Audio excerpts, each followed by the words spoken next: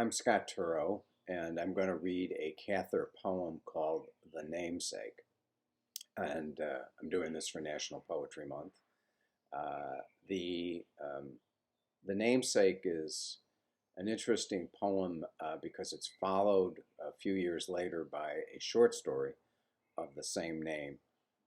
And that story and Cather's later writings about war probably make an interesting contrast with the namesake. But what I've always valued and really loved in Cather is the sometimes classical language, the romanticism that tends to conceal a utterance of very hard truths. So while this poem is not quite in that vein, uh, it's still a really interesting poem. The Namesake, and there's a dedication to WSB of the 33rd Virginia, who is almost certainly Cather's maternal uncle, William Sibert Boak. And then there's an inscription in Latin, which I won't begin to try to translate, but which I think means something about the perceptions after years and years in obscurity, perhaps. Anyway, the Latin scholars can tell us for sure. But here is the namesake. 2 by 2 and 3 by 3, Missouri lies by Tennessee. Row on row and 100 deep, Maryland and Georgia sleep.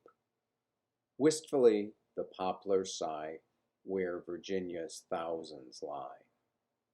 Somewhere there among the stones, all alike that mark their bones, lies a lad beneath the pine, who once bore a name like mine, flung his splendid life away, long before I saw the day.